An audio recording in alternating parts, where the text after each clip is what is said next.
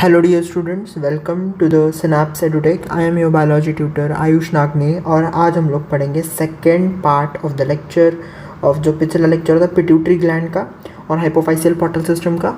I hope वो revise करके आ गए हो. एनसीईआरटी नोट्स आपके जो भी है साथ में लेकर बैठना है. 5 मिनट में we will be revise the previous lecture और फिर आज का अपना टॉपिक स्टार्ट करते हैं. That is the growth hormone. Growth hormone में क्या पढ़ेंगे? जाइगेंटिज्म क्या होता है, एक्रोमेगाली क्या होता है, पिट्यूटरी डॉर्फिज्म क्या होता है, ये सब चीज़ें कवर करेंगे. सो चलो स्टार्ट करते हैं फटाफट. पिट्यूटरी ग्लैंड किस में लोकेटेड था? Pituitary gland it is located in the sella turcica of the sphenoid bone. मैंने बताया था स्फेनॉइड बोन जो है एक्चुअली इट्स लाइक दिस और इसके अंदर ये कैविटी होती है. ये स्फेनॉइड बोन हो गया, ठीक है. इसके अंदर ये कैविटी होती है जिसका नाम क्या होता है? सेला टर्सिका. ये एनसीईआरटी में मेंशन है, पढ़ना है. नेक्स्ट थिंग, पिट्यूटरी का हम लोगों ने स्ट्रक्चर देखा था. एंटीरियर लोब कैसे होता है, पोस्टीरियर लोब कैसे होता है. ढंग से नहीं बना ये, वेट, ऐसे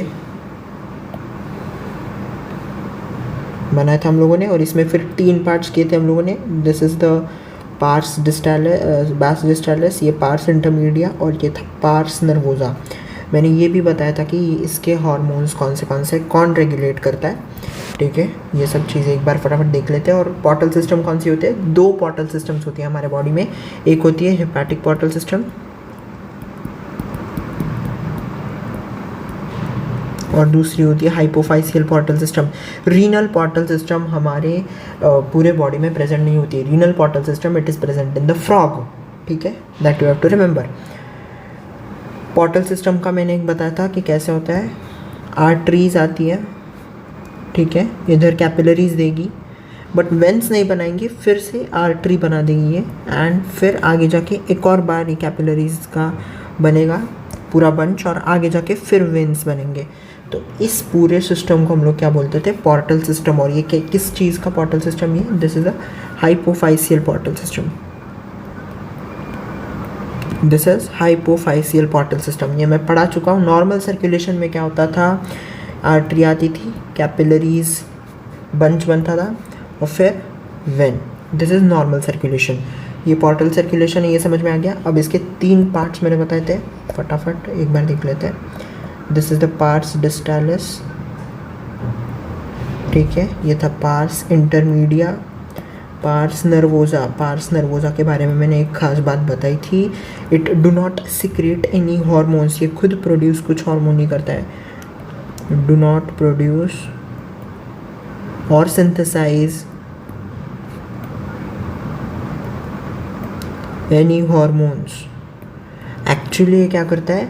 जो हाइपोथैलेमस है, पिट्यूटरी को अगर हम मास्टर ग्लैंड बोल रहे हैं तो हाइपोथैलेमस को मास्टर ऑफ मास्टर ग्लैंड बोलना पड़ेगा. क्यों? क्योंकि इसके जो यहाँ पे सेल बॉडीज़ है और इसके जो एक्सॉन्स है, ये एक्सॉन्स जाके यहाँ पे ब्रांचेस देते हैं और ये सीधा न्यूरोट्रांसमीटर्स के वाया अपने हार्मोन्स रिलीज़ करते हैं. यही हार्मोन्स जो पार्स नर्वोजा ये स्टोर करेगा और फिर सिक्रीट करेगा. तो पार्स नर्वोजा का फंक्शन क्या है? Only secretion and storage of the hormones. कौन से हार्मोन्स थे वो? एडीएच थे, मेरे को जहाँ तक याद है एडीएच था और ऑक्सीटोसिन था. फंक्शंस मैंने तब भी कराए थे. एडीएच का क्या फंक्शन था? It is anti diuretic hormone. Anti diuretic hormone prevent water loss from the body. अगर इसका ये नहीं, मतलब if there is a deficiency, अगर किसी सम जेनेटिक डिफेक्ट और वो जीन एक्टिवेट नहीं हुआ और एडीएच सिक्रीट ही नहीं हुआ बॉडी में, तो क्या बोलते हैं हम लोग उसको? Diabetes insipidus. I have taught this in previous lecture, diabetes insipidus, ठीक है. और ऑक्सीटोसिन का क्या था? Oxytocin paraventricular nuclei, supraoptic nuclei, याद है. So oxytocin it is secreted by the paraventricular और एडीएच किससे होता है? सुप्राऑप्टिक न्यूक्लियस से, ठीक है. ऑक्सीटोसिन का क्या फंक्शन था? Initiate contraction in the smooth muscles, ठीक है. मिल्क प्रोडक्शन हार्मोन अगर प्रोलैक्टिन है तो मिल्क इजेक्टिंग हार्मोन कौन हो जाएगा? ऑक्सीटोसिन हो जाएगा. क्यों? क्योंकि सॉफ्ट टिश्यूज़ को कॉन्ट्रैक्शन या स्टिमुलस देने वाला कौन है? ऑक्सीटोसिन है. इतनी बातें क्लियर है. पार्स डिस्टालिस के हार्मोन्स अपन डिस्कस करते हैं. इरेजर, रुको 1 मिनट. पार्स डिस्टालिस के हार्मोन्स 1-2 मिनट में रिवाइज कर रहा था, फिर ग्रोथ हार्मोन पे चलते हैं, ठीक है। ये मिटा देते हैं डायग्राम में। नोट्स मैंने ऑलरेडी टेलीग्राम पे डाल दिए, इस चीज़ के नोट्स है, पीडीएफ फॉर्म में है, हैंड रिटन नोट्स है, लिख सकते हो। एनसीईआरटी लेके बैठा करो, रिवाइज करके आया करो लेक्चर, ठीक है। अब हार्मोन्स एक बार एंटीरियर पिट्यूटरी के फटाफट 6 हार्मोन्स होते थे। कौन से हार्मोन्स है? पहले मोस्ट इम्पॉर्टेंट जो आज का टॉपिक है, ग्रोथ हार्मोन, ठीक है। दूसरा कौन सा है?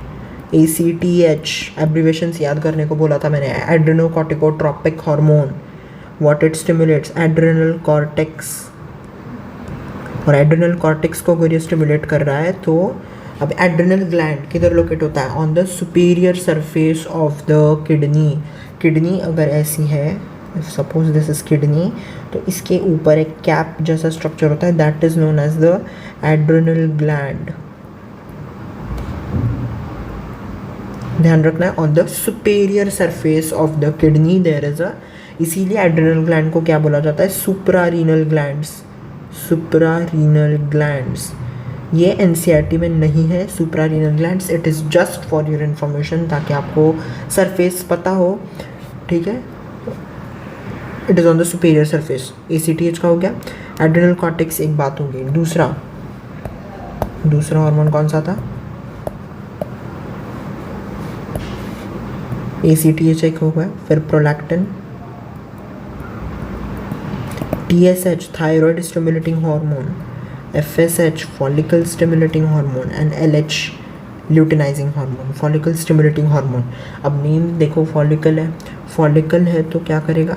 Helps in spermatogenesis. ये कौन से हार्मोन्स है? These are gonadotropins. Gonadotropins. FSH, LH luteinizing hormone. LH क्या करता है? Luteinizing hormone. What it stimulates? Production of androgens. Production of androgens. और अगर ह्यूमन रिप्रोडक्शन किसी का हुआ है, मतलब चैप्टर किसी का ख़त्म हुआ है, तो he should know Sertoli cells क्या होता है। तो सर्टोली सेल्स में FSH का क्या रोल है? LH कौन सा किधर जाते हैं? LH स्टिमुलेट करते हैं लेडिक सेल्स को। ये ह्यूमन रिप्रोडक्शन में फिर से आएगा, लेडिक सेल्स को। लेडिक सेल्स क्या करते हैं? टेस्टोस्टेरोन हार्मोन प्रेजेंट करते हैं, सिंथेसाइज करते हैं और सिक्रेट करते हैं। FSH क्या है? Follicle stimulating hormone. FSH follicle stimulating hormone है, तो what will it will do?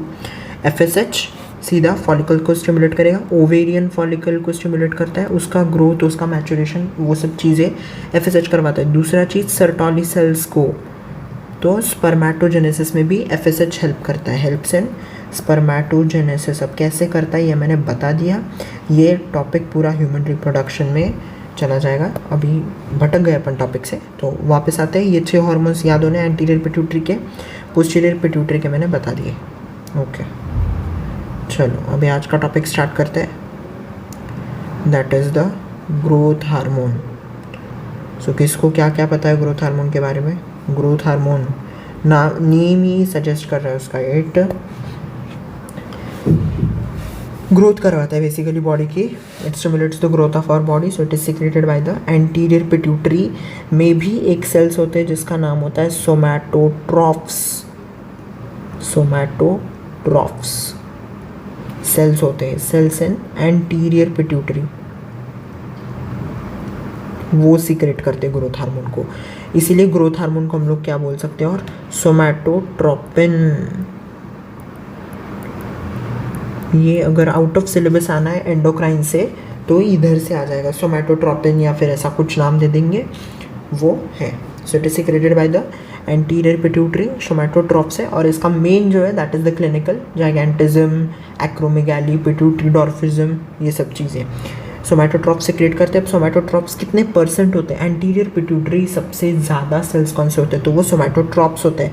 Most abundant cells होते हैं of the anterior pituitary, it almost constitutes 50% of the anterior pituitary cells, ठीक है।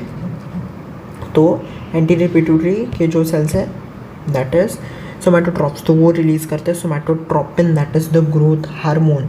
ग्रोथ हार्मोन क्या क्या इन्फ्लुएंस कराता है वो देख लो पहले। ग्रोथ हार्मोन जो है it helps in growth of bones,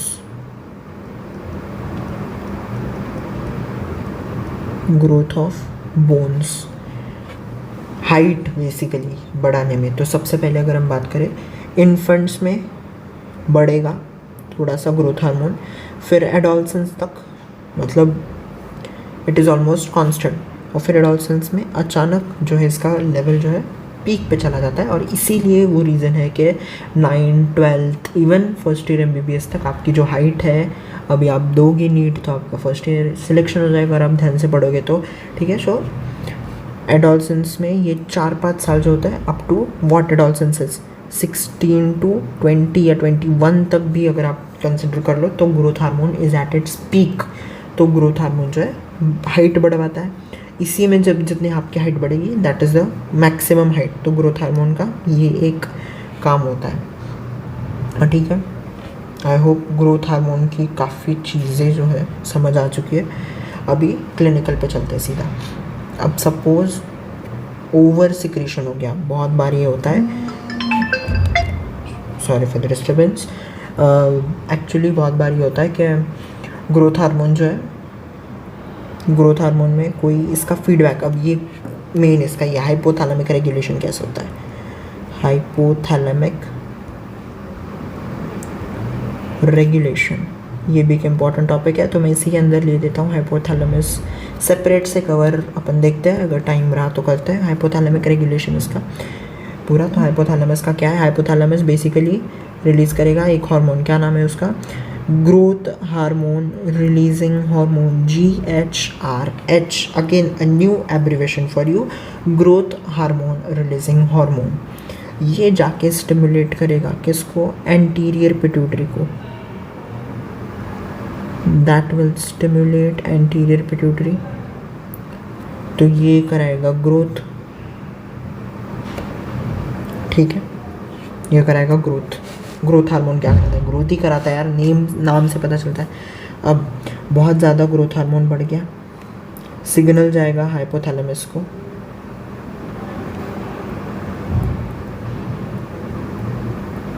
और इसका जो है क्या जाएगा, negative feedback. Growth hormone inhibiting hormone,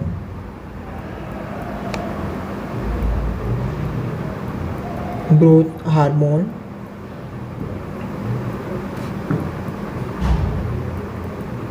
inhibiting hormone, actually 3 ही इनहिबिटिंग हार्मोन रिलीज होते हैं और 6 रिलीजिंग हार्मोन्स जो है। अब हाइपोथैलेमस जब हम एक बार समराइज करेंगे, वो 5 मिनट का topic hypothalamus, it is not more than that.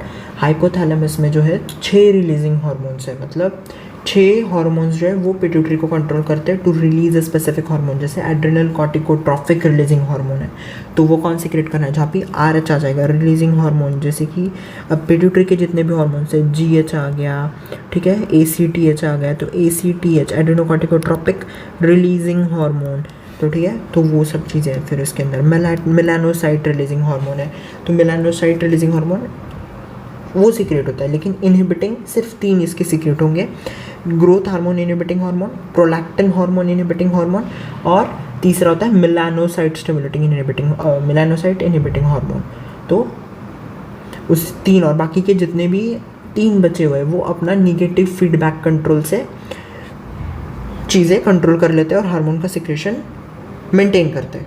अब ग्रोथ हार्मोन में suppose due to some clinical conditions, अब वो क्लिनिकल कंडीशंस क्या हो सकती है कि ये सम ड्यू टू GHIH प्रोड्यूस ही नहीं हुआ, इनहिबिटिंग हार्मोन प्रोड्यूस ही नहीं हो रहा, ये बढ़े जा रहा है, ये बढ़े जा रहा है, तो what is going to happen वो देख लेते हैं अब एक बार। फिर से इसको मैं रफ कर दूँ क्या,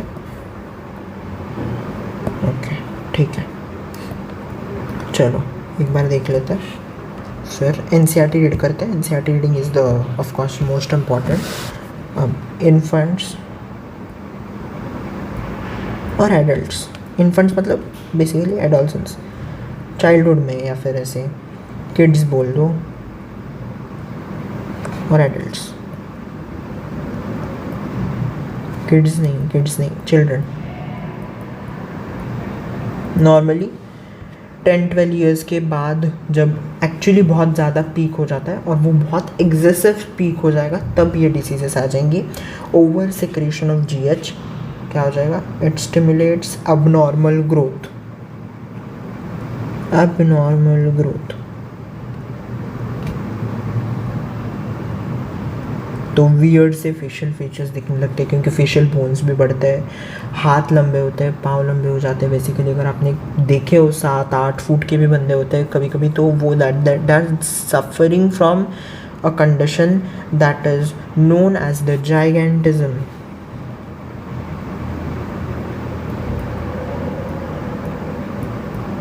Gigantism, excessive hormone production, excessive GH production, growth hormone production in children।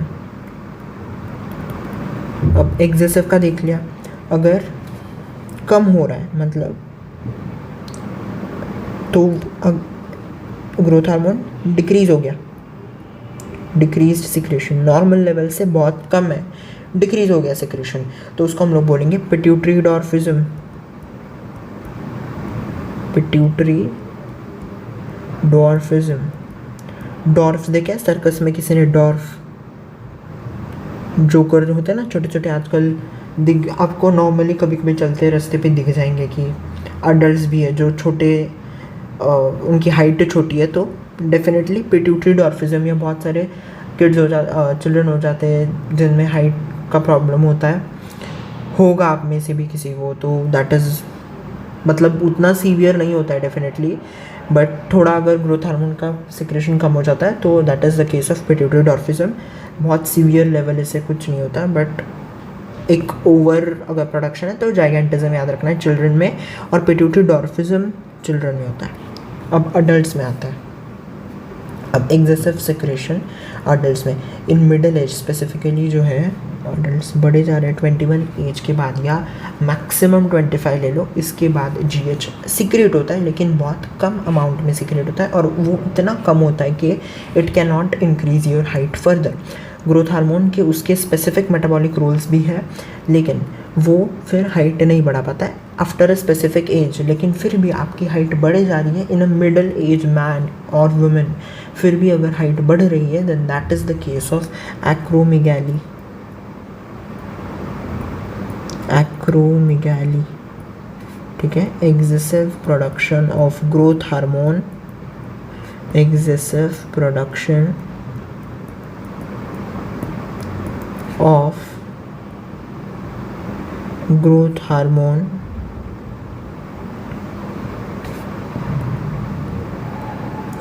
in adults, ठीक है, तो that is the case of acromegaly. और ये बहुत मतलब it is undiagnosed, early stages में तो ये डायग्नोज नहीं होता पाता क्योंकि बहुत कम हाइट बैठती है, बट आफ्टरवर्ड्स जब वियर्ड फेशियल फीचर्स दिखने लगता है और इसके बाद जो है डेथ भी हो सकती है। अगर अर्ली स्टेजेस में तो ये पहली चीज़ डिटेक्ट ही नहीं होता, बहुत बाद में इसके एक्सटर्नल फीचर्स नोटिस होने लगते हैं, एंड दैट फिर वो लास्ट स्टेज में आई थिंक चले जाते हैं, एंड डेथ क्या ना कर अगर चेक नहीं करवाया, that is the only thing. तो इसमें कुछ नहीं है, बट चीज़ें याद रखनी है। अगर चिल्ड्रन में डिक्रीज़ हो रहा है, wait let me reduce the, okay, decrease हो रहा है तो then that is a pituitary dwarfism. अब नॉर्मल ग्रोथ है एक साइन, दूसरा साइन क्या है, जाइगेंटिज्म, एक्सेसिव जीएच प्रोडक्शन हो रहा है चिल्ड्रंस में। एक्रोमेगाली का क्या साइन है, excessive production growth hormone in adults undiagnosed, तो it may be fatal, death हो सकती है, कॉजेज डेथ इफ अनचेक्ड।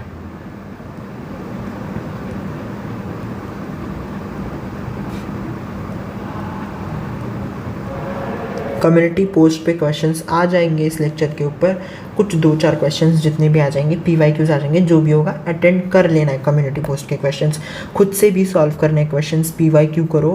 पिछली बार का पेपर सही नहीं आया था, एक एक लाइन NCERT की रटेली होनी चाहिए पूरी तरीके से। अब अपन NCERT का रेडी करते हैं, चलो फटाफट ख़त्म करते हैं NCERT। ये हो गया, मैंने पिछले लेक्चर में करा दिया था, bony cavity sella turcica, it is attach to hypothalamus by stalk infundibulum इसको बोलते हैं। ये लिखा है इसमें नहीं है, बट ये होना चाहिए एक्चुअली इनफंडिबुलम, पता नहीं क्यों नहीं दिया। इस स्टॉक को हम लोग क्या बोलते हैं, इनफंडिबुलम।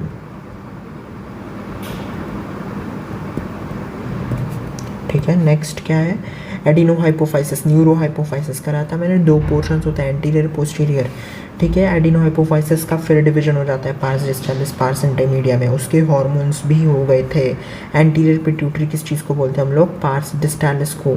सो ग्रोथ हार्मोन आ जाएगा, PRL आ जाएगा प्रोलैक्टिन, थायराइड आ जाएगा स्टिमुलेटिंग हार्मोन, TSH आ जाएगा, एड्रेनोकॉर्टिकोट्रोपिक हार्मोन आ जाएगा, LH FSH, ठीक है। पार्स इंटरमीडिया का एक ही हार्मोन है, melanocyte stimulating hormone.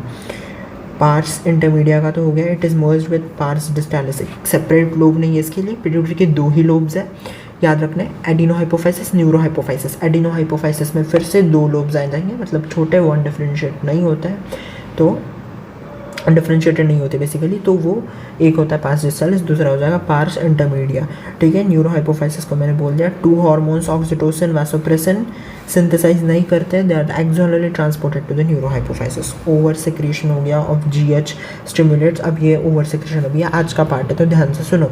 Over secretion of growth hormone, it stimulates abnormal growth leading to gigantism, and low secretion जो है स्टंटेड ग्रोथ कराता है, बेसिकली ग्रोथ नहीं हो पाती है। That is the case of pituitary dwarfism. Excessive excretion of growth hormone in adult, ये भी मैंने कराया था, specially in middle age, detect नहीं होता पाता है, सीवियर डिसफिगरमेंट हो जाती है। वाई? बिकॉज ग्रोथ कहीं से भी ग्रोथ होने लगती है, ग्रोथ ऑफ फेशियल बोन्स हो गया, ये समझ आ रहा है आपको, फेशियल बोन्स हो गया, हैंड्स जैसे बड़े बड़े लग होते हैं, हैंड्स, लेग्स, बेसिकली लिम्स जो है उनका अबनॉर्मल ग्रोथ हो जाता है, leads to serious complications, premature death हो सकती है। इसमें कुछ नहीं है, सिर्फ बेसिक चीज़ें लर्न करनी है। This hard to diagnose at early stages and often it's undetected for many years, until जब तक एक्सटर्नल ग्रोथ नहीं दिखती, क्योंकि 5-6 साल तक तो नॉर्मल ग्रोथ चलती है, लेकिन अगर एक्सेसिव पीक चला जाए अंटिल आपकी ग्रोथ हो ही रही है 35-40, तो that is the case of acromegaly. फिर मैंने बताया था प्रोलैक्टिन के, मैंने 2 लेक्चर से मैं करा रहा हूँ एंटीरियर पिट्यूटरी का hormones. Prolactin regulates the growth of memory gland, formation of milk in them, और मिल्क इजेक्टिंग हार्मोन ऑक्सीटोसिन है। TSH स्टिमुलेट करता है secretion of thyroid hormones. Thyroid hormones कौन से? 2 थायराइड हार्मोन्स होते हैं, थायरॉक्सिन और थायरोकैल्सिटोनिन। तो अगला ग्लैंड अपन वही लेने वाले, that is the thyroid gland. फिर थायराइड ग्लैंड्स के डिफरेंट फंक्शंस आ जाएंगे, कैल्शियम मेटाबॉलिज्म आता है, थायरोकैल्सिटोनिन, फिर उसी के साथ साथ पैराथॉर्मोन भी अपन खत्म कर देंगे, तो पूरा कैल्शियम मेटाबॉलिज्म यहाँ पे खत्म हो जाता है। अगले लेक्चर में करेंगे हम लोग ACTH जो है, that stimulate synthesis and secretion of steroid hormones, glucocorticoids है ना, ये होता है अपना क्या, ADH एल्डोस्टेरॉन हो गया, कॉर्टिजोल हो गया, एंड्रोजेंस, डिहाइड्रोइपिएंड्रोस्टेरॉन, ये नहीं है आपको dehydroepiandrosterone basically, but androgens simple language में याद रख लो। LHFSH जो है स्टिमुलेट गोनाडल, तो वो गोनाडोट्रोपिन्स हो गए। LH stimulates the synthesis and secretion of hormones called as androgens, ठीक है, फ्रॉम टेस्टिस। मेन एंड्रोजन कौन सा है? टेस्टोस्टेरोन। ये मैंने बताया था, acts on Leydig cells, human reproduction chapter खोल के देख सकते हो अगर आपको कंफर्म करना हो तो, ठीक है। FSH एंड्रोजन स्टिमुलेट स्पर्मेटोजेनेसिस, कैसे? FSH acts on Sertoli cells, ये है हार्मोनल कंट्रोल ऑफ स्पर्मेटोजेनेसिस में, ठीक है। इंड्यूसर्स और LH ओव्यूलेशन, LH सर्ज होता है, ये भी है। मेंस्ट्रुएशन एक टॉपिक है पूरा 12th का, जिसमें LH सर्ज पूछते भी है वो लोग, 14th डे पे LH सर्ज होता है। एबनॉर्मल तो नहीं बट हाई इंक्रीज, बहुत ज़्यादा LH सीक्रेट हो जाता है, that results in the ovulation, ठीक है। मेंटेन्स द कॉर्पस लूटियम, कौन करता है ये?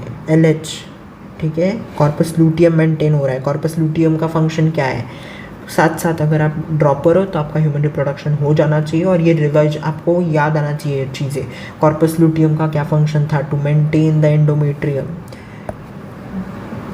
कॉर्पस लूटियम का क्या फंक्शन था? To maintain the endometrium by secreting progesterone, ठीक है। दूसरी चीज़ remnants of the Graafian follicles after ovulation, ठीक है, ये हो गया। FSH stimulates growth and development of ovarian follicles in females. अब ये एक सेकेंड, हाँ, MSH मेलानोसाइट्स, तो ये स्किन पे मेलानिन पिगमेंट पे एक्ट करता है। मेलानोसाइट और मेलानिन दोनों अलग चीज़ें हैं। मेलानोसाइट इज़ अ हार्मोन और मेलानिन इज़ अ पिगमेंट, तो कंफ्यूज नहीं होना है फिर से, ठीक है।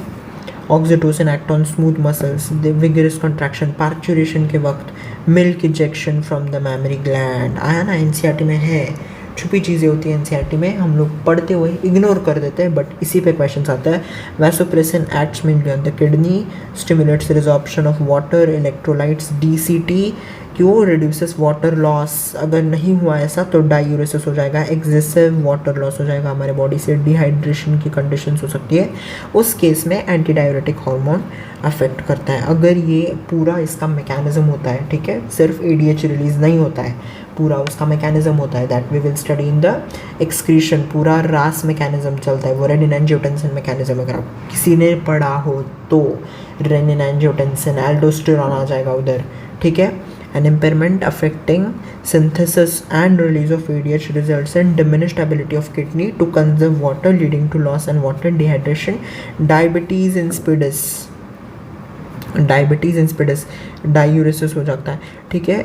अगर सिम्टम्स, अगर आपको केसेस आते हैं डायग्नोस के लिए, वैसे डायबिटीज़ इंसिपिडस और डायबिटीज़ मेलिटस, इसके अलावा ज़्यादा केसेस नहीं आता है, बट फिर भी डायबिटीज़ इंसिपिडस आता है तो उसमें ग्लाइकोज यूरिया ये कंडीशन नहीं होगा कभी भी, ग्लूकोज कभी भी यूरिन में नहीं जाता है। फिर भी अगर डायबिटीज़ इंसिपिडस है, डायबिटीज़ मेलिटस हुआ तो उसमें स्पेसिफिकली होता है ग्लाइकोज यूरिया, ठीक है, वो ध्यान रखना है। ग्लाइकोज यूरिया अगर रहा तो डायबिटीज़ मेलिटस, अगर नहीं है और सिर्फ पॉलीयूरिया है दिया है, पॉलीफेजिया, पॉलीडिप्सिया, ये कंडीशन दी है, that is the diabetes insipidus.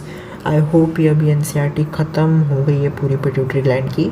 Way covered all the points. कुछ भी बचाओ, कुछ भी डाउट हो कमेंट सेक्शन में डाल देना सीधे, उसके ऊपर मैं अगले लेक्चर में या शॉर्ट्स में कभी बता दूंगा।